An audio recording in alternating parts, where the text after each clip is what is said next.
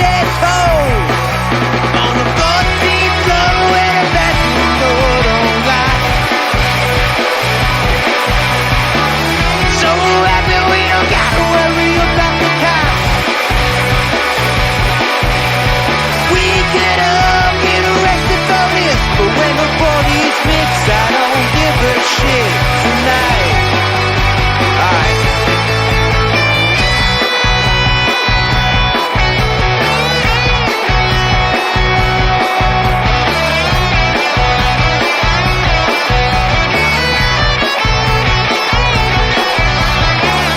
Now she walks in the bedroom fast, despite all the noise from the crowd.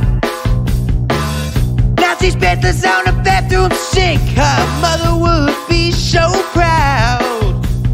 Gets on the deed and there's a line to go pee, but the bathroom looks like a war zone.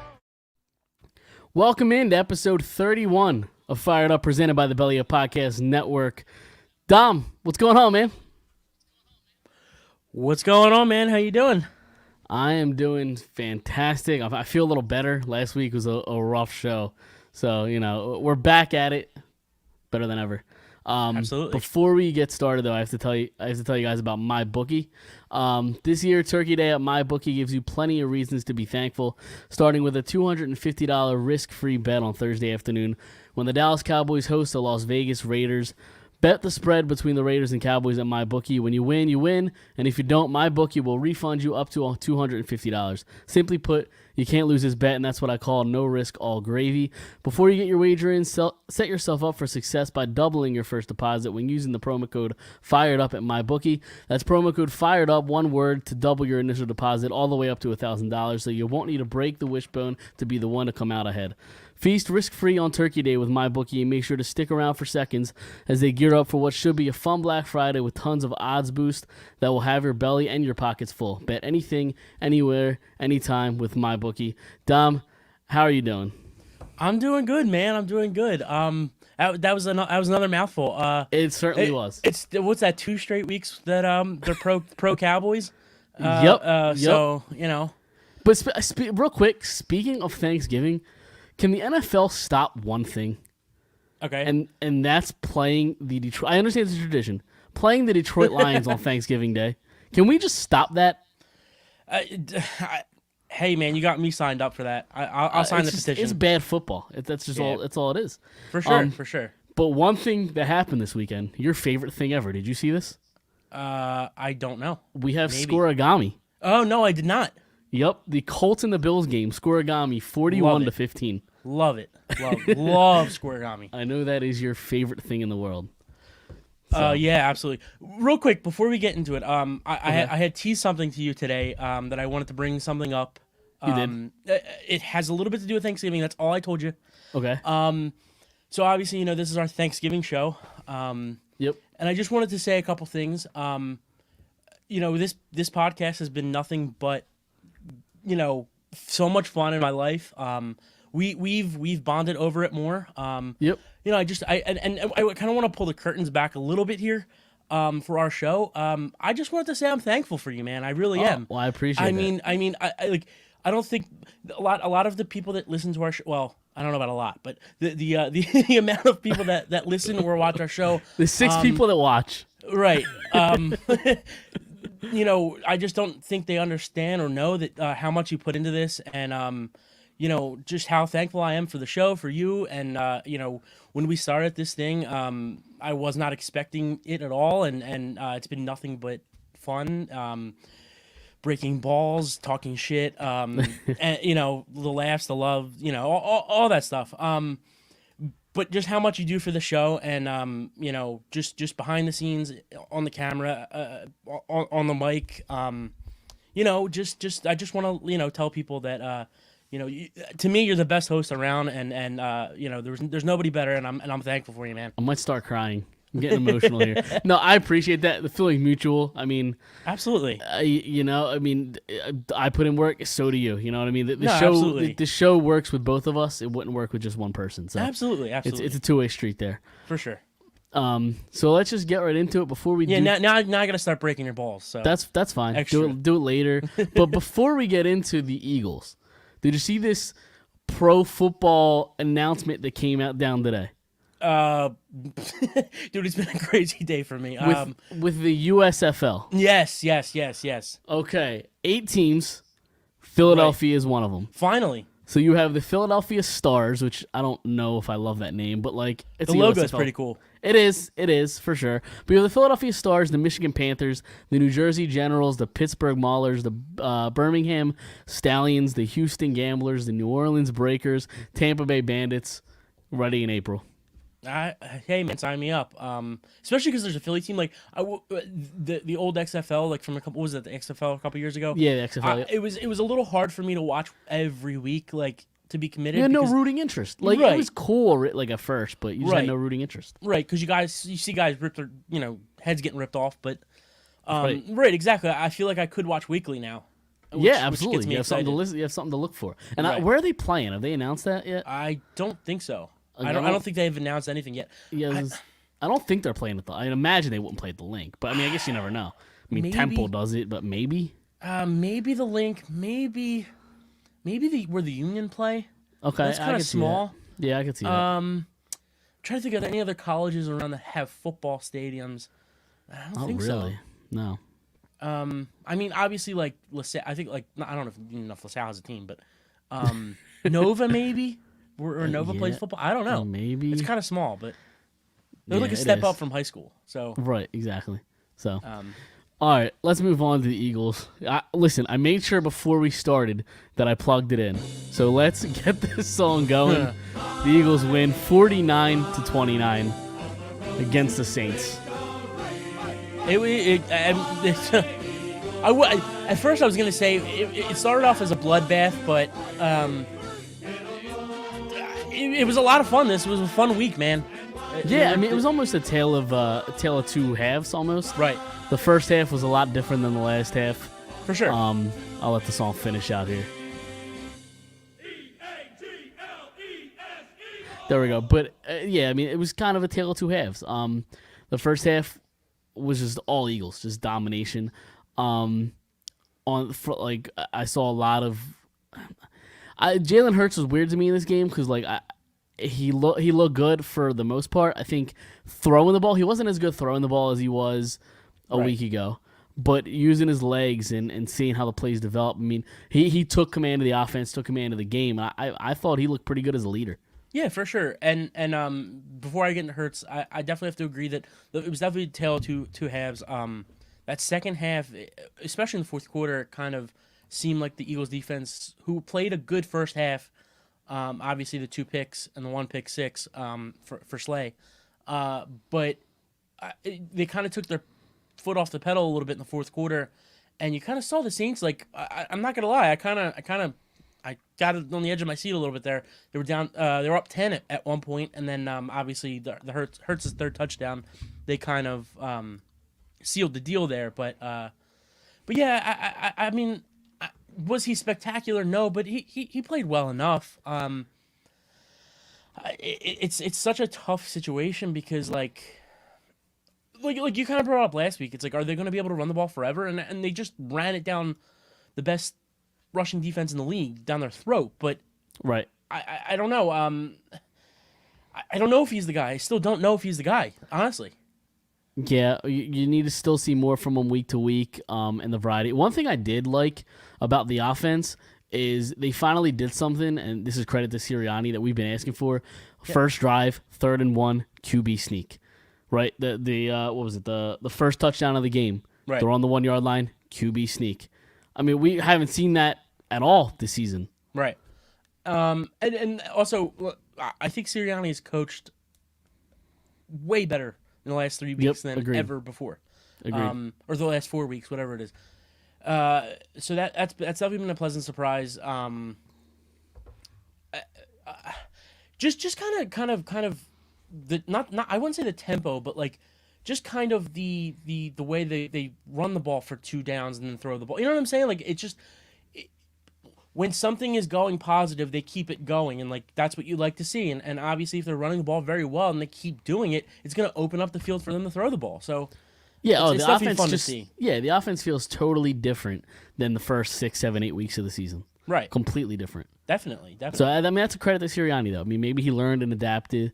So I'm curious to see how. Again, I talked about it last week when they figure out how to stop the Eagles' run game, which I think is going to be tough because when this offensive line is fully healthy, they're a top 5 offensive line in the league. Absolutely. I mean, I am a huge Jordan Mailata stan. So I might lead more. Give me more of feisty Mailata. Yeah, I might be the leader of his fan club. I love the dude. I might get his jersey. I might order it right now. That's Happy Thanksgiving. Right now. There you go. But yeah, absolutely. And I like this Dickerson kid a lot too. I mean, he's playing really well. Obviously we know what Kelsey is and we know what Lane Johnson is, but even Jack Driscoll's been playing well the last couple weeks. So definitely when they're healthy and they're running the ball.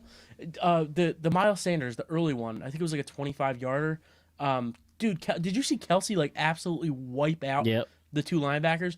I mean, greatest Eagles center ever. Like I don't know. We know who Jason Kelsey is. So. Yeah, absolutely. But speaking of Miles Sanders, they did kind of feed him. It seemed like it was going to be a real Miles Sanders led backfield. And then you have the fumble inside the 10, or 2 fumbles inside the 10, and then they kind of fed the ball to Jordan Howard after that. I mean, it seems like he's on a short leash, especially with the way Howard's been running the last couple weeks. I mean, Sanders is on a short leash at this point, and fumbling the ball really has been his downfall the last couple of years. The fumbling the ball and staying healthy are the 2 things. Yeah. We know he has big explosive speed. We know he's got the ability to hit those 50-yard runs, but it's just catching the ball when it's not right at his chest, not holding onto the ball, and staying healthy are the 3 things. And you kind of need that as a running back today. Like, look at Saquon Barkley. Like, he the last couple of years hasn't been able to stay healthy. Zeke, like, last year wasn't healthy, I think, or the year before it wasn't healthy. Like, it's all their best ability is availability. Yep. So. Absolutely, and Don brings up a good point. The whole point of the season was to see what you have. So I still don't know if we know 100% what you have out of Jalen Hurts. You know what you have. You know Devontae Smith is a good guy to build the offense around from a receiving standpoint. They lock up before the game. I forget, was it Friday, Saturday? They lock up Dallas Goedert, and he had a strong game on Sunday. Very strong game from Dallas Goedert. So it's all about seeing He's another what you guy, have. Though. He's got to stay healthy. He's another guy that's got to stay healthy. For sure. Especially now that he's really the only tight end really there. And he's the second highest paid tight end in the league right now by yearly. So, going back to Jalen Hurts real quick though. You want to turn into a conspiracy theory podcast real quick? Oh, sure, go ahead. I love a good conspiracy theory. All right. So, and it might not even be that much of a conspiracy theory. Like, there might be more not fact, but like because like when you think of conspiracy theories, they're not like.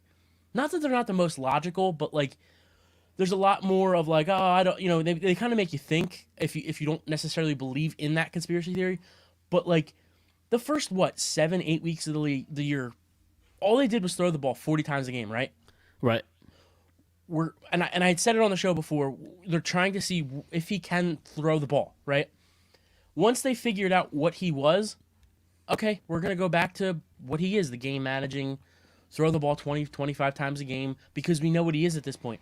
And we knew he would succeed at what we're doing right now, running the ball and throwing the ball, running the ball, whatever they did, 30 times a game and throwing the ball 25 times a game. Do you think there's anything in there that we knew this? That's why we didn't do it early on because we wanted to really see his potential.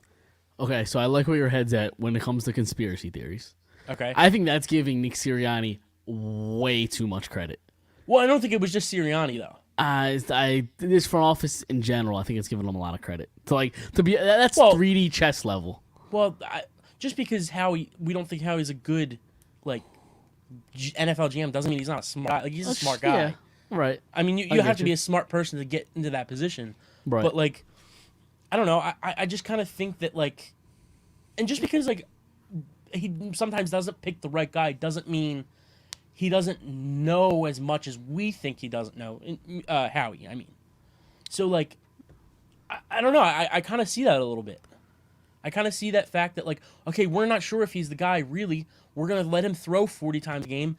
And then once we know for sure that he can or can't do it, We're just going to go back to what we know will succeed for him, because we need to know if he is the guy that's going to win you games. Like that's the thing is, like, I don't, like, if it's 2 minutes left in the game, like, and we haven't really seen it yet in Jalen Hurts' short career, when there's 2 minutes left in the game and you're down 2 or you're down 4, let's say you're down 4, can he bring you back to score a touchdown? Like, we haven't seen that yet. Do you think he can do that?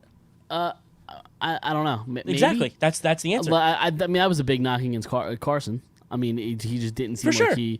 he led his team to the last possession Absolutely. comeback. You know what I mean? He's played longer than Hurts, but he's definitely done it. He hasn't done it as much as Dak Prescott or Matthew Stafford. It was the big concern with Carson for sure. But yeah, I mean, it's all about seeing what he is. I just my big concern is that, like, they realize or the game plan that you're kind of saying with, let's see what he is, and if he's not the passer, we'll go to his strength, which is a game manager. If they somehow make the playoffs or whatever because they're adjusting to his flaws, do they keep him because they can be successful, or do they go out and try to address the quarterback position and upgrade a quarterback? I think if they make the playoffs somehow, right? Excuse me. Which I think with the teams that they're playing, it's not out of the realm of possibility that this team makes the playoffs. No. But hypothetically, if they make the playoffs as the 7 seed, and let's say they lose the first game in the playoffs, right, the first round, they may draft a quarterback and bring Hurts back next year. Like, I could see that happening. I could see that. I could don't, definitely see that. If they make the playoffs, I don't see them trading for Russell Wilson or Aaron Rodgers, because at that point you're going to have to get rid of Hurts. But I think that making the playoffs is really the only way you could get a Russell or a Rodgers. That's fair. Because that's the only selling point is, hey, you got a good team to come to. I mean, it's a good selling point, but it doesn't make or break. Like, Brady went to the Tampa Bay Bucks, who were the worst team in the league. And you saw the potential and the weapons, and they were quarterback away. Yeah, okay, I hear what you're saying, but still, I mean, being good on paper doesn't mean anything. Oh, sure. Unless you actually go out there and win the game. Right. But like, I mean, Tampa Bay was bad, like, before he got there, and obviously having Chris Godwin and Mike Evans and those kinds of guys obviously help, but, like, if the Eagles just miss the playoffs, like, I don't see Russell Wilson saying, no, I don't want to go to Philly. You know what I mean? Yeah. So I get you. It's a good selling point, but I don't think it's everything. Right. Now I want to stay with the offense a little bit, unless you had something else. No. Okay. So we back to Miles Sanders. He was activated obviously for this game, and coming out in his place was Kenneth Gainwell. Were you surprised that it was Gainwell and not maybe like a Boston Scott? No, because we saw the writing on the wall the last couple of weeks that even when Gainwell was dressed and playing, he wasn't getting the touches, and I don't know. I don't understand it. Yeah, I was a little surprised, especially because, like, I understand the last couple of weeks they haven't been using Gainwell, but when Sanders was in there, they used Gainwell a lot. Right. So that's why I thought when weeks. Sanders would come back, that Gainwell would also be there as kind of a Sanders, Gainwell, Howard three-headed monster back there. Right, and also, I kind of want to. I know we're talking about Gainwell, but I kind of want to dissect Miles Sanders a little bit too. Yeah, go for it. If people think that, like, and I understand, like, we already pointed it out, he's got a hard time holding onto the ball, injury, concerns. Obviously, when the ball's not at his chest, he doesn't catch the ball. So, but I don't understand if he's on your roster, like, he's your best running back, and these people that are calling for Jordan Howard to have more touches than Miles Sanders, the reason why, in my opinion, Jordan Howard is as good as he is because he gets 5, 6, 7, 10 touches a game. Yeah, he's not a workhorse. And he's That's not who he is. He's a bruiser. Yeah. And yeah, so it's just like hearing people all day yesterday and today. It's like they just want more Jordan Howard. Like, that's not his role. Like, and if I am not I am not saying I want to go out and sign Miles Sanders to a 5-year, $80 million deal. If they let him walk or wind up trading him or whatever, fine. That's fine, because I think Gainwell's good enough, and I think you can go get a nice running back like Jordan Howard. Maybe not Jordan Howard, because in a year or two from now he's going to be older than what he is, more mileage on his body. But if Miles Sanders is there, you use him. Right. You know? Jordan Howard is this year's 2017 LeGarrette Blount. Absolutely. You know, he's the bruiser, the guy that you can't run every down. You know, I mean, in 2017 you had Ajayi, you had Clement. Like it was a 3 down or a 3 running back system setup. For so sure. that's who he is in this offense. He's LeGarrette Blount, and he shouldn't be used much more than that. Right. That's how he's effective. Right, and I understand. I am a part of it. I love this city loves their bruisers, their Deuce Staley's, their LeGarrette Blounts. I get it. And we said it when week 1 started, and we saw that Jordan Howard was on the practice squad. That I didn't think Jordan Howard should be on this roster, but you know, I just don't understand. Like, if Miles Sanders is on the roster and healthy, he should be the primary guy, in my opinion. Agree 100%. So, because he's got the playmaking abilities. I just really need him to stop with the fumbles, Absolutely. hold on to the football. That's why I wouldn't overpay for him for a long time. If they give him a 3-year deal where he was making middle pack money, yeah, sure, sign me up. But I'm not looking to go out and pay him either. I don't really want to pay any running back, to be honest with you. Well, I mean, I not when I say pay, I just mean literally pay. Not overpay. I'm not saying go out and pay the guy. I'm just saying literally pay. Exhibit A, Le'Veon Bell. Exhibit B, right. Ezekiel Elliott. Even though I guess he's been a little better recently, but still. No, I agree, and that's the philosophy that looks like they're going with, is drafting that running back every 4 years. Right. So. Yep. So now moving to the defense, I like some things from the first day. We still allowed Trevor Siemian to put up 29 points against you, which is a negative for me in my point. But I guess there's some truth to being up that big. You kind of sit back a little bit. But Don brings up a good point here. Where is it? Slay with 3 picks in 4 weeks. Big play Slay is here. It's my guy. This is who we've been waiting for. And last year, I know he had a couple bad games and people were all over him, but he's been great the last couple weeks. Absolutely. I think he is second in the league or third. He's in somewhere in the top 5. He's second to 17th in whatever you're about to say. It was just a joke. Okay. Move on. I was trying to think about what I was saying to say it the right way, and right. you kind of mind fucked me a little bit right there. I fucked you up. I got you. Yeah. So yeah.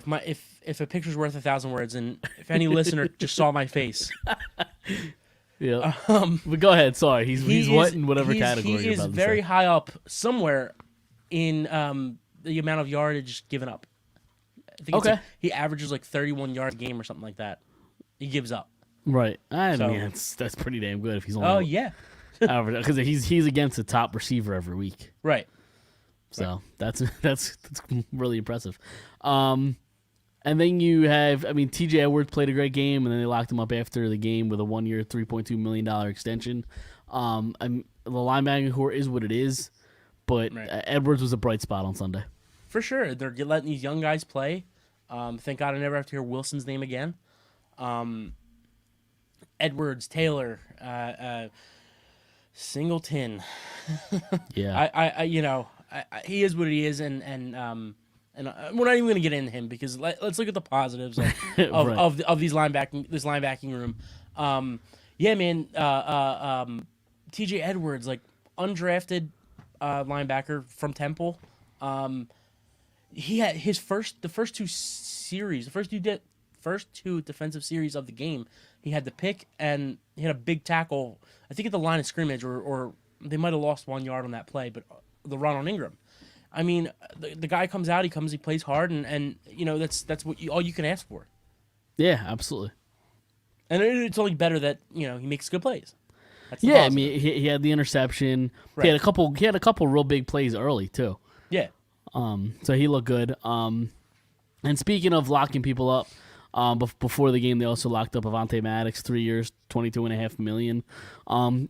He's finally in his role too, a good slot corner, and he's been pretty good, pretty impressive the last few weeks as well. For sure. He's willing to tackle, even if it gets him hurt. Right. Yeah. Yeah. As long as Maddox is in that slot, I'm a fan. So that's all really, you could really say about him right now. I mean, he's playing his role very well. Right. And one thing that I will say that the Eagles did, at least the defensive side of the ball, and I don't know if Gannon's off of the hot seat yet. He's still probably on it because of the first 8-9 weeks, whatever it was, is they finally brought a ton of pressure on third down. You saw them blitz heavy and often and early, and it was really good to see. And it forced Simeon to make throws and just forced incompletions. Yeah, for sure. And Avonte Maddox was one of those. He had the hit on the QB early on. And I think they completed that pass, but it was the following drive that they wound up punting. But I mean, bring the pressure, bring it all. Yeah, we're a city of bruisers. Exactly. Just get to the quarterback. That's it. Yeah, I mean, we saw something in this game we haven't seen much this season, and that's the other team punt. Right. We saw it a lot this week. Right. So. We really didn't see much of our best player either. So our punter. Yeah. Right. So again, the greatest Australian in the city. Correct. I stand by that. Correct. All right. Jordan else? Mailata is a close second though. Big. Yeah, 1A, 1B. I am the Jordan Mailata stan. Right. I might get 68 tattered on me. Once they got a lead, he backed off the pressure. That's so stupid. Keep the pressure on. Yeah, I agree. It's also Trevor Siemian. It is Simeon, so I mean, you're not really expecting him to air it out on you. Right. So it is what it is. But listen, they got the win.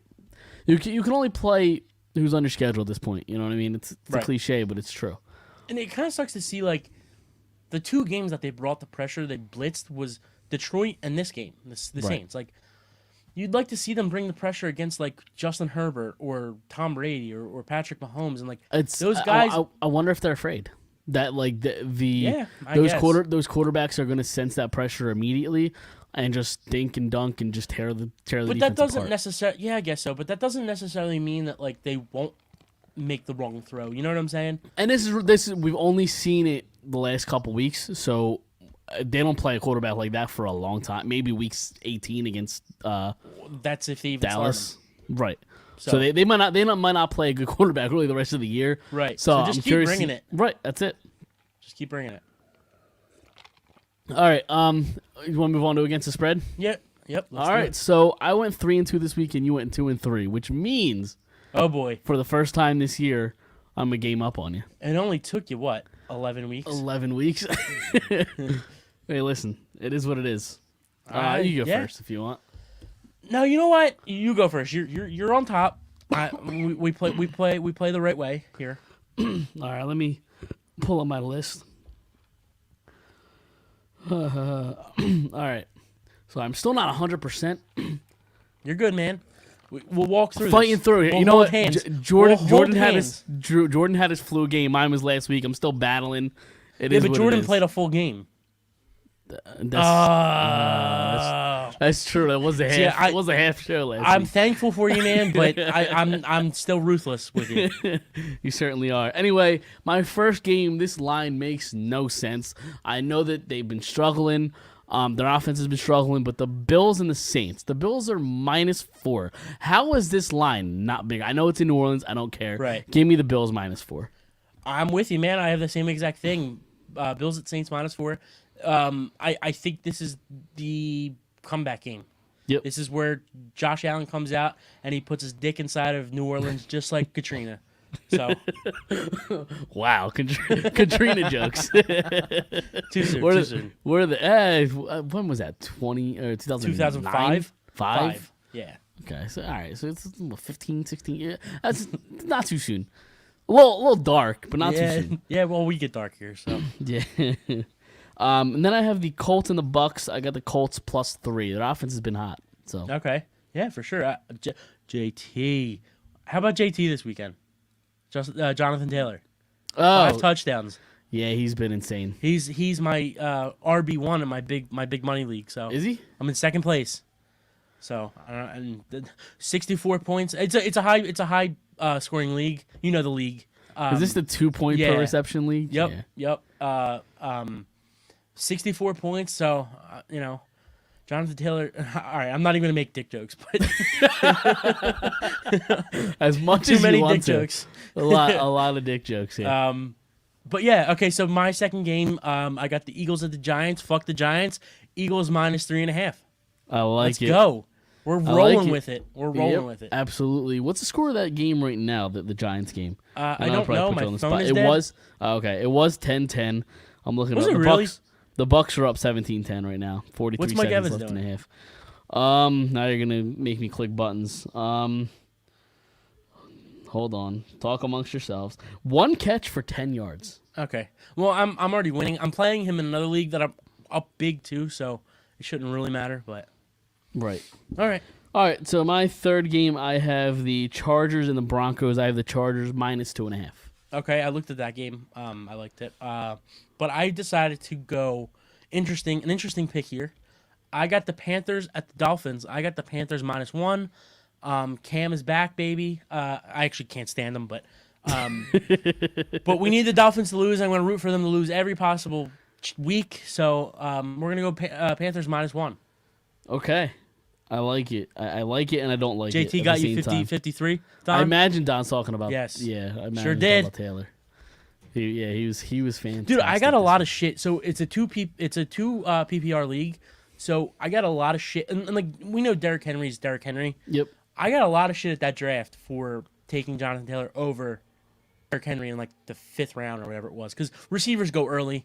Right, because the 2 points per Yeah. reception. So I got a lot of shit, man, and like when I'm holding up that trophy at the end of the year, You're gonna we'll look see. back at that pick. Exactly. Yeah, for sure.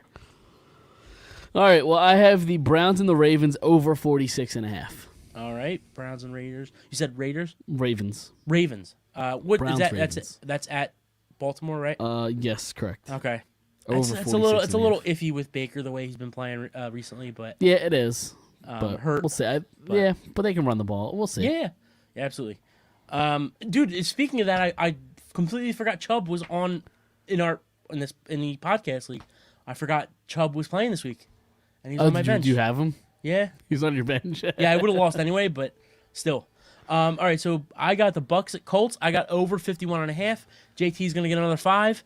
Mike Evans is gonna get himself 5. So it's a big Over fantasy week. 51.5, you said? Over 51. Over Sorry. 51, okay. All right. And my last one is the toilet bowl.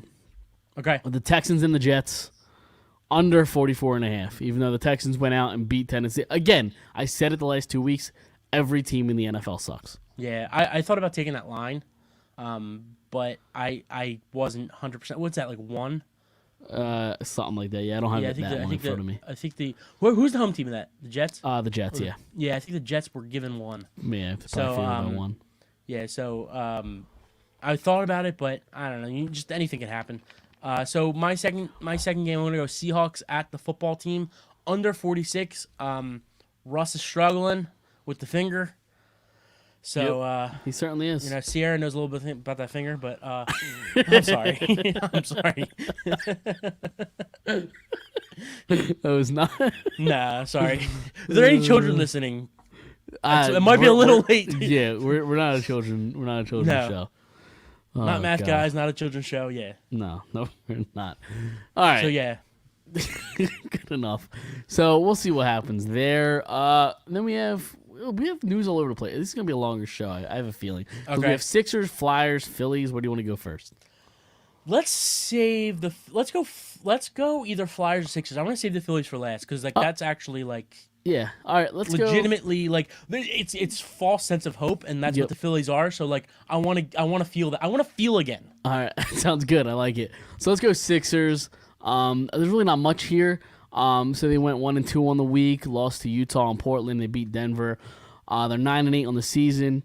It's really hard to judge them right now because like they're still without Embiid, and this team runs around Embiid.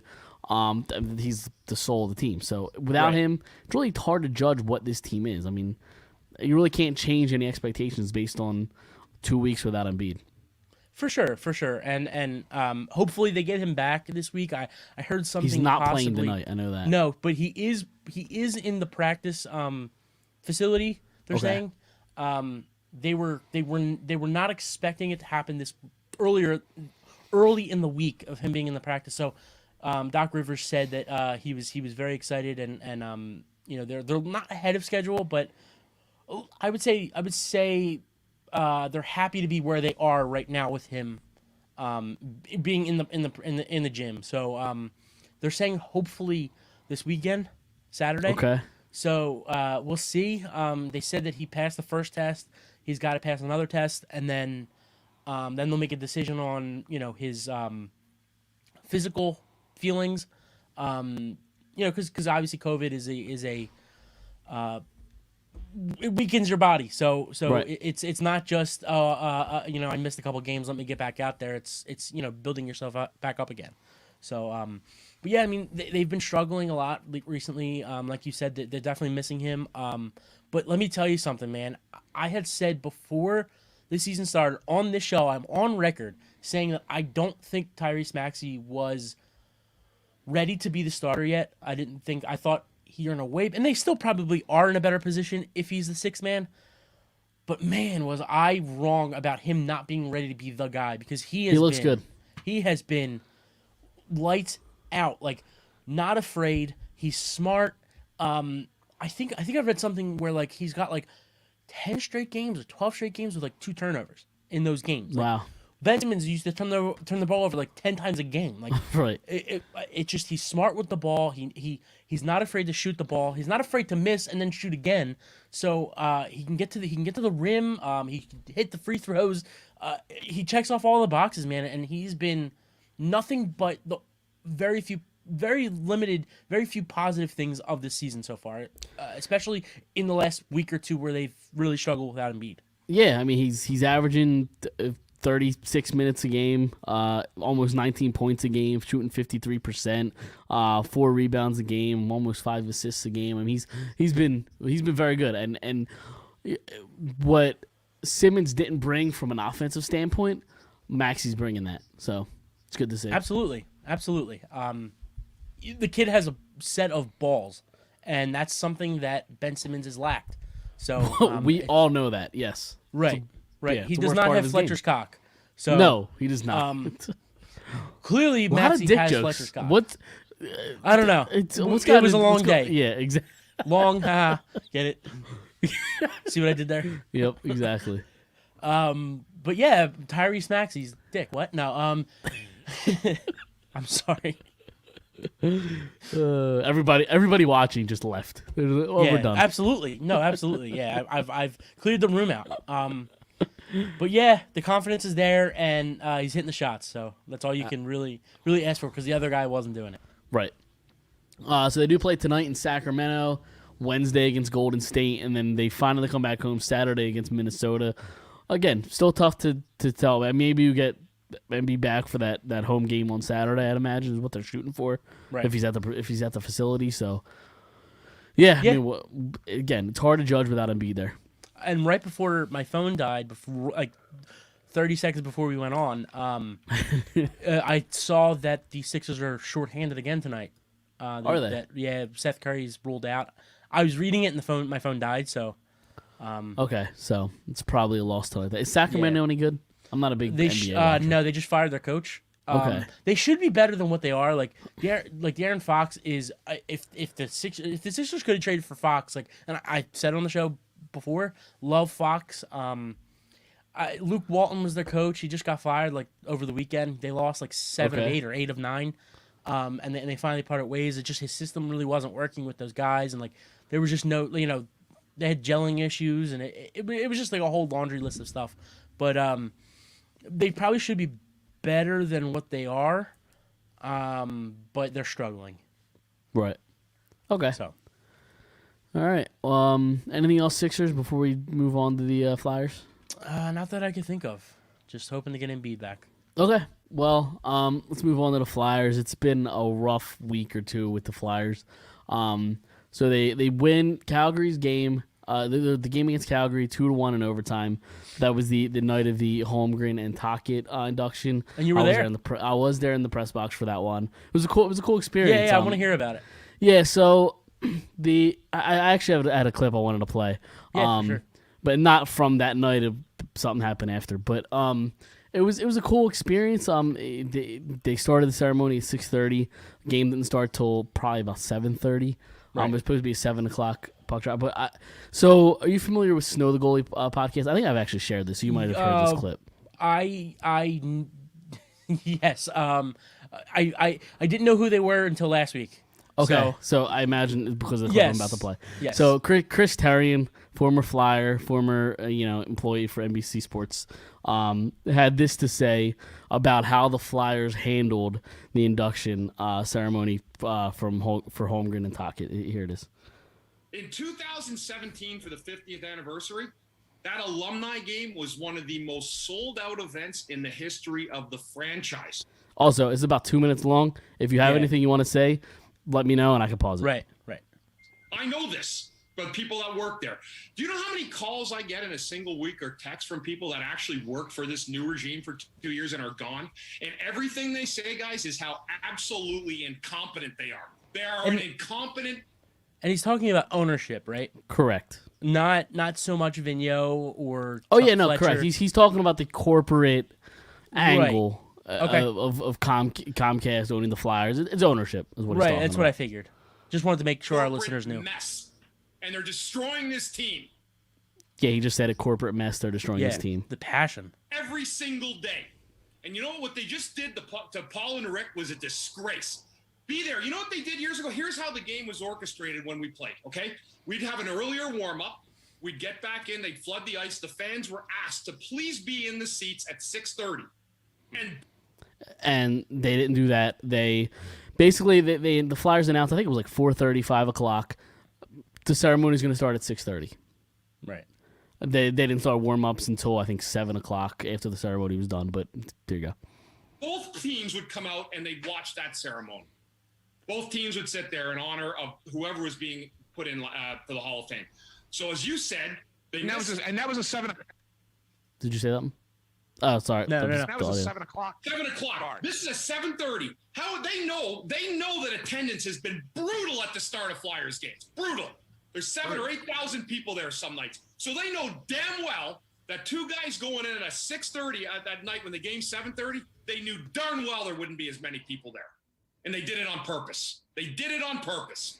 As for the alumni game, you know what was funny, guys? You mentioned this the live stream, and I'll finish with this. I was in that Center City Club, right, with all the other players, and people are saying, "Is it So were we. streamed?" Because guys wanted to know, send it to their families. Danny McGillis was here as a kid, his family watching Ottawa or wherever it was. And I looked at the bar. You know those big screens over there, Anthony?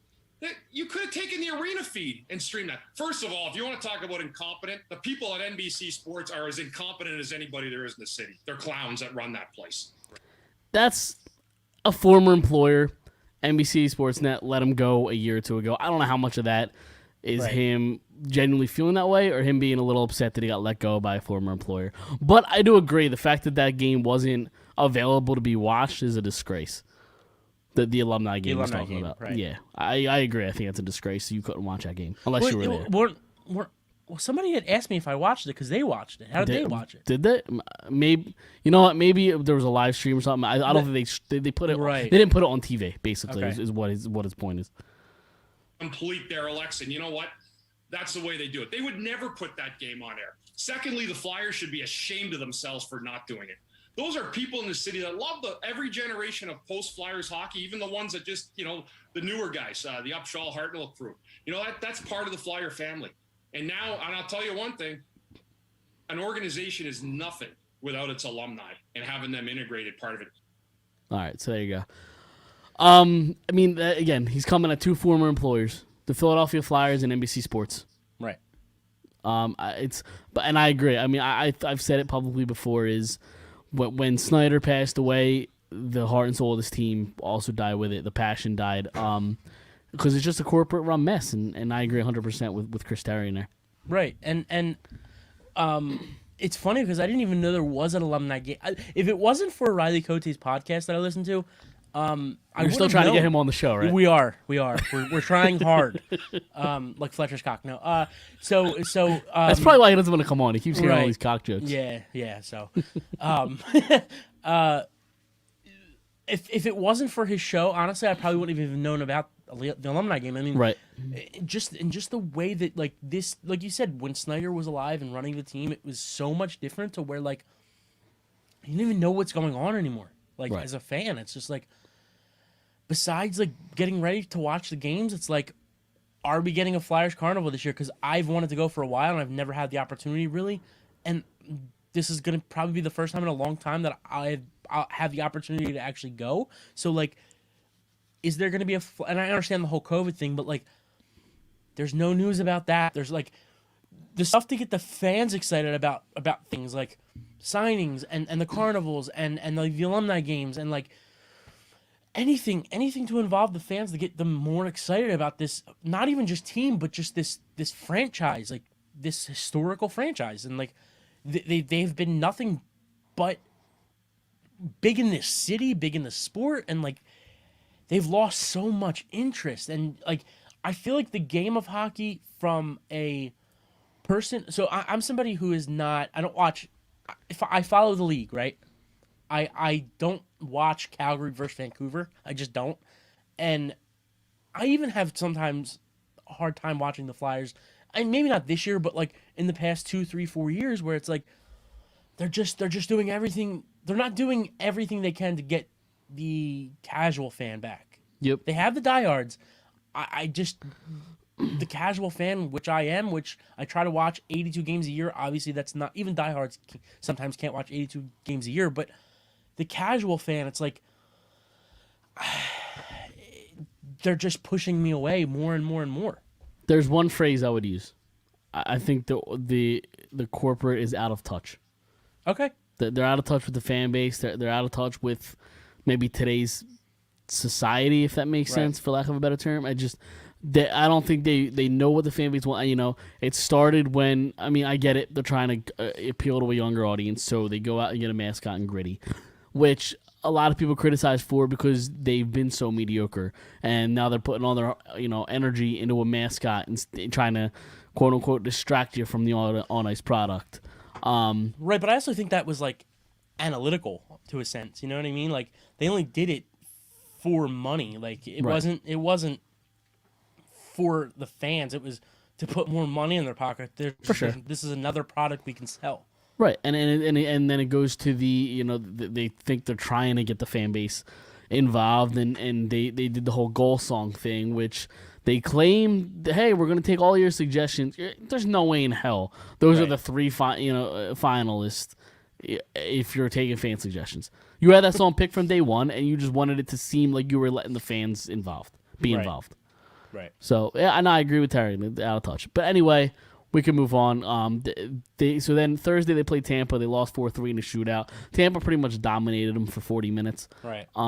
So that, I mean, they were kind of lucky to get it to that point. And then they lose Saturday against Boston at 5-2. But I think the bigger news coming out of those, coming out of the week, is number one, Ryan Ellis. He came. I think we talked about it last week. He played in that Dallas game, I think Saturday or Sunday. Got re-injured. He's out. He's out. Won't require surgery, but he's out 4 to 6 weeks. And then the bigger, maybe not bigger, but another big loss. Kevin Hayes re-injured his abdomen, out week to week. Now, where this concerns me, and that concerns me a lot more than the Ellis thing, because I think the Ellis thing, once he's out 4 to 6 weeks, instead of them trying to push it and push it and push it, he's going to get the rest he needs. Right. The Hayes thing concerns me more because if you remember back in May or June, he got a surgery. That apparently healed. He came up to training camp. He, re-injured that at training camp. He got another surgery, the same exact one, and now he re-hurt it again. Right. I mean, that's 3 times. Is this just a roller coaster? Yeah. Right. That's 3 times in the last, 6 months? I mean, right. There's bigger issues, if you ask me. And also think of the idea that, humans are not made to rip open, repair, right. and sew them back up, constantly. So, that has something to do with it, too. Mentally, physically, like you said, in what, last 6-7 months. So man, it's tough, man. It's a shame because he's a fan favorite and he's important to this team. And it was an awesome moment. I was there in the press Right. box for the Calgary game when he scored that goal, his first game back. Since his first goal since his brother passed away, he pointed to the crowd. This one's for Jimmy, whatever. But so it was a cool moment. I mean, again, he's a fan favorite. The city's going to have his back, but you need him playing. Yeah, absolutely. When does this become a Jack Eichel situation where he wants his own surgery? But but yeah, I mean, like we said about Miles Sanders and even Dallas Goedert, like availability is your best ability. So Yep. yeah, it's just about getting him on the ice and keeping him on the ice. So that's all you can really say about it. Yep, absolutely. So then they play. Who do they play tomorrow night? They play. Hold on, I should have got that up. They play Tampa tomorrow night. That should be fun. And then they Right. play Florida on Wednesday. And So they're both away, right? Yes, correct. And then they're back home on Friday for a Black Friday 3:30 game against Matinee. Carolina. So Yep. there you go. There's that. And their next like 10 or 12 games are not easy. So It's tough. Yeah, it's tough. I mean, you got Devils after that, which it's a winnable game. Then you have the Islanders who's struggling, the Rangers who are pretty good. Who else do they have here? And they're off for a few days. Tampa again, Colorado. Yeah, I mean, you play a bunch of really good teams really the next month or two. right. So And you can only play who's on your schedule, and I Yep. get that, but like you're gonna need your best players available when you play these best teams. So absolutely, yeah, you can't rely on Nick Seeler and Right.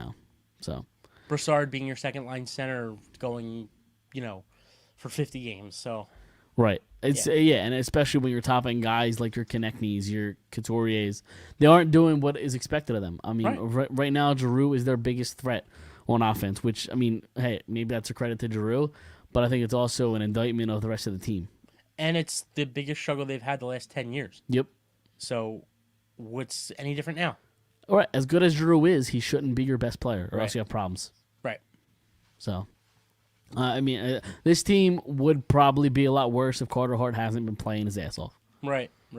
And you So. said it in the text message once in a group text we have, the Philadelphia Carter Harts. Yep, that's all they are right now. Yeah. Yep, because even, I mean, Atkinson's, dried up. Farabee's been ice cold, Yeah. really, since the first week or two. So, I'll give him a lot of credit though. He dropping the gloves for a guy Yep. his size. Absolutely. He'll go with them, man. absolutely. So I think he was all bloodied up, too, wasn't he? yeah, I think so. Yeah. Yeah, so it's definitely encouraging to see a smaller guy go at it. And obviously, hockey's not all about fighting, but No, but still. you it's fun. like to see the guys the old school, the guys who put the puck should be putting the puck in the net, but a guy who's known for putting the puck in the net the last couple of years also dropping the gloves. Absolutely. So. It's more fun to see that. Yeah, for I sure. definitely get it. But all right, let's move to the Phillies because there is actually a little bit of Phillies, maybe not news, but rumors but first, before we get into all the rumors and what they should do, shouldn't do, first off, Zach Wheeler, second in Cy Young voting, lost to Close. Corbin Burns. Yeah, lost to Corbin Burns, close. which I think predicted. You thought it was going to Scherzer. I said Yep. Burns, and ended up going to Burns. Yeah. I'm just We know. Just saying. You were right. Exactly. Thank You're you. up. You're up on against the spread. You picked the Yep, Cy thank you. Young. Yep, We know. You played against Johnny Gaudreau. You bodied him. bodied the We fuck get out of him. him. Yep, exactly. So anyway, You know what? I'm not thankful anymore. No, I'm just kidding. But the bigger news and the more important thing, Bryce Harper wins the NL MVP. Horny. Let's go. Well deserved. And to honor it, on our store, you can get our Phillies merch 20% off. Promo code MV3. All because of Bryce Harper winning Ring the bell, MVP. baby. Exactly. I think So, those are my beside the Phired Up shirt. I think those are my next favorite. the ring the bell, I really like them. Yeah. And listen, the shirt I designed. I'm just saying. Oh, here you're just checking off all the boxes today, aren't exactly. you? Graphic Listen, designer, A+ podcast host. What else we got here? Producer. Yeah, Producer. We get it. against the spread Again, winner. Yeah. it took you 11 weeks, but I'll give it to you. I'll give you a hand. Just like Russell Wilson gave Sierra his hand. There you go. And that was a sex joke. A sex joke, No, I by the got way, it. because Yeah, no, I got he it. couldn't have sex until he was married. Right. So- No, I got it. Which who knows if I believe that? You know. Yeah, well, does oral count? I'm just kidding. But his I was about after to dark. answer. I was like, I don't think so, but we'll see. Who knows? I don't know. Anyway, You're gonna tell me he's never gotten a blowjob? Like, come on. No, that's what I'm saying. I don't No, think that right, counts. right. That's Yeah, what I'm saying. Not right. you. I'm just saying, like, Same with Tim Tebow. right. You know. Anyway, we've gotten off the rails at this point. So there is some rumors, you know. Before you circulating. say it, actually, I want to talk about horniness. When I did not know this until I read our whatchamacallit, our notes. Okay. That what you're about to say, I am so on board with this. I'll drive there to pick him up myself. Wait. What? Oh, the one of Is this is it? Yeah. I think we're on the same page here. Yeah. Well, there's two guys that I have in mind. Okay. But Don, I agree. This needs to be put on a shirt. Maybe I'll make the design because again, I am the graphic designer. Mike body the up. fuck out of Johnny Yeah. Hockey. We'll put that on a shirt. Please don't It's a good encourage idea. him. Please don't encourage Also, him. your fiance's checking in. Oh, here we go. Dominic with the potty mouth. Hey, she's married in a couple weeks, so Yeah, that is true.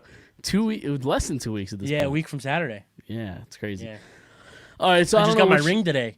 Did you? Yep. That's exciting. Yeah, dude, I was just driving home from getting it, and like I was thinking to myself, like, do I sleep with this thing? Like, is it gonna fall off? Like, I worry about that shit. I have like the weirdest anxiety. So, I don't even wear mine anymore. I'll be honest. But, so A+ podcaster, great against the spread, husband. exactly. Yeah, Yeah. Listen, I'll take Right. That's a good thing, you know. But no, it's just with work. I feel like it slides off a lot. It gets in my way. You know, it is what it is. Oh, Anyway. okay. We get it. You work with your hands, just like Russell Wilson. You're really obsessed with Russell Wilson's hands. Anyway, so I Just don't know like which Sierra. which guy you were gonna go drive and pick up, but the Phillies. There's a free agent that's available, and then there's a guy No. via trade. Yes. Okay, I'll say the guy via trade. So apparently they're one of several teams that are aggressively pursuing center fielder Brian Reynolds per Jim Bowden. Yes. So he's 26 years old. He's arbitration Yes. eligible. Yes. He's under control for 4 more seasons. Yes. You're not even gonna let me continue. You're on board with this. Yes. And apparently the asking price is like astronomical. Yes. Mick Abel or Abel, however the fucking Yes. name. Bryson Stott. Anybody. Yes. Okay. Absolutely. He was 11th in MVP voting, 302 batting average, 390 on base percentage, 522 slugging, 8 triples, led the MLB, 24 home runs, 90 RBIs. He had a fantastic season. And Dom, as you're violently shaking your head, yes, I take it you are on board. And the most important part of this whole thing, he is a good center fielder defensively. He was in the Yep. discussion for Golden Glove this year. Right. Yes. Get me Brian Reynolds. He can lead off. He can hit third. He's left-handed. He can hit homers. He can hit for average. He's only been getting better and better every year. Sign me up. I will drive to Pittsburgh myself, that shitty-ass city. I will go pick him up myself in that garbage-ass, piece of shit-ass fucking city. Well, I feel like I gotta bring this back up, but there you go. Anyway, so no, I agree. I'm definitely on board with this. Now, would you prefer doing that, or apparently they're also in on Sterling Marte? Brian Reynolds, because he's younger, more control, better hitter, better fielder. If they can't get him, fine. Sterling Marte, fine. Because they need a center fielder. But I am all in on Brian Reynolds. Bring me Brian Reynolds. I'll be Russell Wilson or Sierra in this situation for Brian Reynolds. Okay, all right. This is what we'll do. We'll tag the Phillies every day, Yes, saying bring Reynolds to Philly and I know until that they you're. do it. I know you're recently, especially at the end of the Philly season, your concerns about JT, but we bullied them into trading for him, so we should bully them into. And I'm anti-bully. I'm pro fuck bullies, but like unless it's the Broad Street Bullies, but we're gonna bully the shit out of the Phillies. Can you really bully $1 billion Yes. organization? Yes, they did it for Harper. They did it for JT. No, Let's bully. I'm saying I wouldn't use the word bully. Like, you know, Let me have something exactly today, okay? No, Right. you. Let Oh, me have something today. I couldn't win. It was a bad week for against the spread. It was. you know, it was. Yep. You got your praise. You Right. know, let me have something here. I'm sorry, but no. I mean, I would love Brian Reynolds. So, Yeah, I mean, absolutely. I think he's exactly the player they need, and this way I stop having to hear Odubel Herrera's name. I don't even think he's going to be in the lineup anymore anyway, on the team anymore anyway. Yeah, right. But still, I'm just tired. I'm tired of the slop at center field. Yeah, and like I said, the biggest part of it is he's fast. He's really good defensively. He can hit the ball. He's elite. He can hit first, second, third, fifth, sixth, Right. wherever you need him to hit. I mean, his on base percentage is up. Like it would be amazing. And he had that good of a year on a fucking terrible, Right. terrible Pirates team. Right. Did they have his RBIs up? Did 90. you read them? 90? Yeah, That's 90. that's really good actually for, Yeah, right. for how bad they are. Yep. How many? Hold on. How many RBIs did Harper finish with? I was gonna say somewhere around 90 Hold on. because my phone is dead, but Yeah. So Harper finished with 84. okay. I was gonna say like 87, 88, Yeah, but 84. yeah. So So there you go. all right, I'm so, all on so board. So- We're just gonna bully the Phillies. It sounds good to me. Yeah, let's just tweet it They out. bullied me for 10 years, so Let's exactly pretty much. So we'll tweet it out every day. Bring Reynolds to Philly, and we won't stop until Brian Reynolds is a Philadelphia Philly. right. Absolutely, I'm in. Let's do it. All right, well, we will do that. All right. Okay, so we already mentioned Sterling Marte. So there was a little bit of Hall of Fame news that came out today. Jimmy Rollins, Ryan Howard, and Jonathan Papelbon are on the Hall of Fame ballot for the first time. Do you think any of them get in? Before I say that, did you hear what I don't know who said it? Might have been Rollins. Said what about Chase Utley? He said No, I didn't hear. if he didn't play for another 12 years like an idiot, he would be on this ballot too. But Okay, that's funny. But I think we've kind of scratched the surface a little bit in the past. Whether it was on the show and off the show. Rollins to me is for sure a Hall of Famer. Should get in. I don't know if he's a first ballot. I think eventually he will get in. He should get in. Of those three guys, or of the three of Chase, Howard, and Rollins, and I know we're talking about Papelbon and not Utley, but of the three big guys of that 08 run, 09 run, I think Rollins is the lock. Howard, again, if he put up those numbers for 5 more years, easily. And Utley, I think, could get in. I don't know if he will get in, but he's arguably like the 12th greatest second baseman ever. So like, at second base is really hard to get in, but obviously he's not eligible yet. And we were talking about Papelbon. I don't know. Off the top of my head, I want to say no, but I feel like if I looked at his numbers, I'd be really surprised about Papelbon. Right. So off the top, so we don't have to really include Papelbon. We could talk Rollins or Howard, or out of the three of them, you think Rollins is the best shot?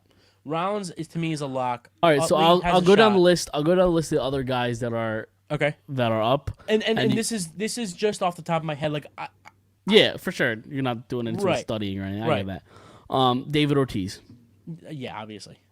Alex Rodriguez. Only I because know how I'm much you against hate steroids. Alex Rodriguez. So But- I saw the look on your face. And Putting my hate for him aside, I hope he gets hit by a fucking truck. But other than that, just forgetting my hate of him off the field and on the field, because I'm not even gonna say it, but I just don't like cheaters, so it's really really tough. Should he get in? I don't know. What do you think? I think he's close. Like I mean, I would say yes, because I don't want to contradict the next guy that I'm gonna say. Okay, so if it never came out that he was a cheater, absolutely 100%. If he never cheated and he did these numbers, absolutely 100%. But I just have a hard time getting behind cheaters. I do. You can argue with me, not you, but anybody can argue with me all day. It's in the game. But they got caught. So it is what it is. But that brings me to my next name. Okay. in his 10th and final appearance. Barry Bonds. No. I'll get flack for that. I will. To me, he was... Go ahead. If Barry Bonds doesn't get in the Hall of Fame, I understand the cheating stuff, the steroid stuff. I get it. If he doesn't get into the Hall of Fame, that's an absolute disgrace. I disagree completely. The steroid era... Well, why? I think he was phenomenal for baseball. The steroid era is probably the best and most entertaining era of baseball ever. It's what kind of it grew ever. It grew the game In the modern times. Sure, but it grew the game. It got people interested in baseball. I mean, McGuire, Sosa. Was he ever cracked for steroids? Yeah. Sosa. Yeah. Okay. So McGuire, Sosa, Bonds, all of them. They should all get in. I just can't get behind. I can't get behind the cheating. I can't. I understand cheating is in sports. It is what it is, but if you get caught, then you should pay the price. I mean, if I was with somebody for 20 years and I cheated in year 5 of our 20 years, does that make it any better? No, it doesn't. I cheated. So like, I just look. I understand the talent you have to actually hit the ball. I understand that. It is a talent that only so many people have, and you can only be so good at it. I get that. And you want to tell me how good Barry Bonds was before the steroids? He was a very good baseball player, and I'm sticking by that. He was not this giant that he was, literally. He was not this giant that he was when he was on the steroids. You can look at the stats. He was very good. He won an MVP. Great. But there is nothing in me that says that he was this great all-star elite, the best of all time before he took the steroids. Look. I encourage anybody who thinks that to go look at his stats. Oh sure, no, I agree with that, but In I just Pittsburgh.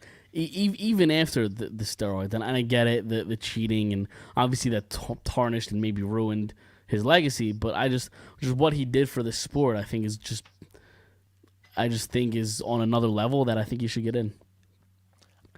That's fair that what they did for baseball, but like you also have to, if you're going to celebrate that, you have to also celebrate the commissioner who is behind it all. You know what I'm saying? Like, and I can't get behind that guy either. So Which I would argue that's almost the positive for why Barry Bonds should get in, because they almost like at the time they almost backed these guys doing this stuff.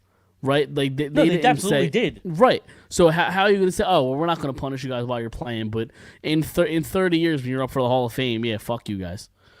Like, that's why I think Manfred was just as bad. Like, that's why I think he's just as much of a piece of shit. Like, I just think it takes away from so much more of the guys that were good at that time. And obviously, Derek Jeter wasn't a home run hitter, but like Derek Jeter and Ken Griffey Jr. and Albert Pujols, like those early 2000s guys. Two of those guys are on like the third personally, but What do you mean? Jeter is far below the other two guys you just said. For sure. I think Jeter's the most overrated and underrated player of all time at the same time. So it's a really weird situation because you can make the argument that Jeter wasn't anything without the other players, but you can also make the argument that Jeter was that team. So like it's to me he's the most underrated and overrated player of all time, but he is one of the best players of the early 2000s. Jeter is Jeter because he wore a New York Yankees jersey. Personally, I mean, I think he was still very, very, very good, and he's still an all-star shortstop. But I don't think he has a legacy he does if he's not on the Yankees. Yeah, but he's still 2,000 hits. Sure, yeah, that's amazing. Right? Yeah, no, it is. It was definitely a benefit of both, Right. Derek Jeter and the Yankees. Absolutely, that's why he's the most overrated and underrated player of all time. But I mean, yeah, I understand. Ken Griffey Jr. You could argue, if he was healthy, would be the greatest player of all time. Like it's you could argue he still is. Right. You could absolutely. Yeah. You could argue that he would have broke the record, if he had stayed healthy. But right. But it just takes away from so much of those guys in that era. Like, and I guess the late 80s, early 90s when it started to happen, the mid 90s when it started to happen. Those were the guys, but. That's the thing is like, people want to use the argument how great Barry Bonds was before the steroids in quotations. he was a very, very good player. Like, what the hell's another 10 or 15 home run? I don't know. I don't know what I'm trying to say here, but I'm not a fan of cheaters. I'm not. Okay. No, The that's proven fair enough. cheaters. I mean, if you get away with it, you get away with it. There's nothing you can do about it. But Hold on. I'm a little busy right now because Don I saw that. told me to check my DMs. Okay. So hold on, let me share the screen here. Because I hope it's not a dick pic. no, it's not. No, it is not.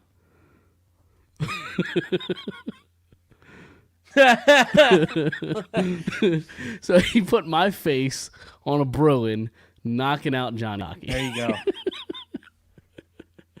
That we is might be getting a new a graphic designer here. Hola. That's phenomenal. We're gonna hire Don as our graphic designer. How the fuck do I? I don't know, man. You're the producer of the show, so. But anyway, There's great producer, so. Oh my, that's funny. I'm gonna have to like put that on the wall behind me. That's funny. That might be our new like Twitter. Well, what am I doing here? What the fuck am I doing here? Hold on. Add Dom to street. There you go. There we go. That's what I meant to do the whole time. Put us to the side. Anyway, so I'm gonna have to give you a B- for producing today. Yeah, I know. So. Yeah, I was at an A+. Now I'm downgrading a little bit, but that's awesome, Don. I appreciate that. So anyway, so I know he went on a whole diatribe about steroids. So I guess that means Clemens is also on your no list. Yes. No. Absolutely. Okay. Let me see. Hold on. Where are they at? It's like selling your soul to the devil and like complaining that the devil has your soul when you die. Like it's Right. you know No, I what I'm get you. saying? So I'll just go down the other names. Tim Lincecum. Oh man, probably not. He didn't do it long enough. Kurt Schilling. Yes. Okay. Justin Morneau. Off the top of my head, probably not. But if I have to kind of look at his stats, probably not though. Jake Peavy. No. Again, another guy. I probably have to look at his stats, but probably not. Carl Crawford. No. Prince Fielder. Didn't do it long enough. Joe Nathan. Who? I don't even know who the fuck that is. I'll be honest with you. Joe That's Nathan. your answer right there. AJ Pierzynski. No. Mark Teixeira. Probably not. He was very good, but probably not. And then the holdovers, Bobby Abreu. Close. Probably not. Mark Bruley. It's gonna be tough because when Trout makes it in, he's gonna have the same numbers. Right. So like, True. it's tough. Mark I can't say Mark this guy's Burley? fucking name. Burley. Another guy, probably not. Todd I have Helton? to look at his stats. Todd Helton's an interesting one. I would say no. Okay, I wouldn't be mad if he got in, but I would have to say no. I had an argument with somebody. We got to dissect this for a second here. Okay. If you look at the 5 great years he had, they were great. They were great 5 years. MVP discussion. I think he came in 2nd or 3rd in MVP voting that year in like 2000 or 2001. Very, very good player. Just didn't do it long enough. As a baseball player, it's like Ryan Howard. You got to do it for like 8, 9, 10 straight years for it to be, especially as a first baseman, like you got to put up the homers and the RBIs. But man, he had a great 5 years, but I don't think it's long enough. Right. Okay, fair enough. Tim Hudson.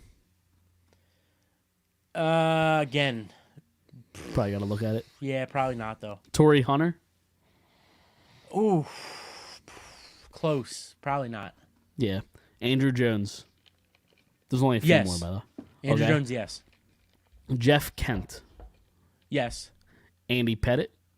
No, I'm saying yes or no. I'm just saying not. Not first ballot. Right. Okay. No, I get you. Who is it? Because obviously they're not putting all these guys in. at Right. once. That's what I'm Yeah. saying. I don't have to pick like 5 of these 20 guys. Yeah. Andy Pettit. Andy Pettit. Close. Probably not. Okay. I don't know. I have to look at their stats really. Yeah, it's just off the top of your head. Manny Ramirez. No, Really? because he's Jeter. Did he cheat? Yeah, Maybe I missed that story. I'll have to go back and read that stuff. that's the only reason. I loved Manny Ramirez. Me too. growing up. I thought he was awesome. Until I found out he was a Jeter. He's another guy that I think was great for the game. Not even just the cheating stuff. Right. Just like The his antics, just yeah. swagger and Yeah. just He was a everything's lunatic. off. Yeah, he was. He was the nutcase. Gary Sheffield. I want to say yes, but again, I have to look at his stats. So like, I'm in limbo on that one. Like I kind of think I feel like I remember Gary Sheffield being better than what he was. Right. So, but Hall of Fame batting stance. That is true. That's what everybody goes to, when Yeah. they think of Gary Sheffield. Sammy Sosa, we already know you're a no. Right. Omar Vizquel. Omar Vizquel. Yeah, I have to look at it. And Billy Wagner was the last one. Another one that's like, Toss up. yeah, I could probably see him getting in. Maybe, I don't know. Yeah, it's tough. Yeah. So, all right. So those are the guys that are up for the Hall of Fame induction. But I thought it was interesting. Okay. For sure. Again, For sure. Barry Bonds should get in. And we had talked about I don't remember if it was on the show or I know you and your dad talked about it before. I just think it's crazy, and I think Mariano Rivera is arguably the greatest closer. He might be the greatest closer ever, top 3 absolutely. How is he the first unanimous baseball player voter into the Hall of Fame? He's the first, The first unanimous. which happened probably when the last Like 5 years? 6 years ago. Yeah. Yeah. Ken Griffey Jr., Ted Williams, Babe Ruth, Joe DiMaggio, Mickey Mantle, Yeah, it's interesting. Roberto Clemente, Willie Mays. I mean, there's 100 guys, like literally, and this takes nothing away from Mariano. Obviously Mariano, like I said, is probably the greatest ever. But how is he the first? Like yeah, that's crazy. Yeah, it's odd. I didn't hear that. That's funny. Yeah. So, all right. Do you have anything else? Anything got on your mind before we get out of here? Just still thinking about Russell Wilson and Sierra. Okay. Listen, just with that, we'll end it. And we'll we'll wrap up here. Again, listen, if you're not subscribed on Apple Podcasts, and I'll quote the GIF that's been going around recently. That's fucking bullshit. That's all I'll say. The Eagles GIF. Anyway, Yeah. anyway, How fantastic! She's got to be from fucking Delco. Like, she is. Yeah, no, that's what I'm saying. Like, she's Yeah. got to be from Delco. Like. Well, I mean, of all places. did you expect anything less? I mean, it literally goes New York / New Jersey, Pittsburgh, Delco, as like the shittiest places on earth. So right. Listen, it's not a stereotype. They just do it to themselves. right. But anyway, subscribe to us on Apple Podcasts and Spotify. Follow us on YouTube, Twitter, and Facebook at Phired Up Podcast. We'll be back next. We'll be back next Monday. Enjoy your Thanksgiving. I don't know if I'm going to see. Real quick, the Eagles play the Giants. Fuck the Giants. Fuck the Giants. New York. Fuck North Jersey. Fuck everything about New York. Go Yep. ahead. Fuck the Blue. Fuck the Giants. Fuck everything about New York and New Jersey. I hate the Giants. Fuck Eli. Fuck Strahan. Right. Sorry, Anyway, I had to throw that in. It's fine. Happy Thanksgiving. Maybe I'll see. I don't know if I'm seeing you yet Thursday, but If you're thinking about where you're going, that's mutual. Yes, I will be there. okay. Sounds good. So I will see you Thursday. Sounds good. I'll see you Thursday. Everybody have a happy Thanksgiving, and we will see you guys next Monday. I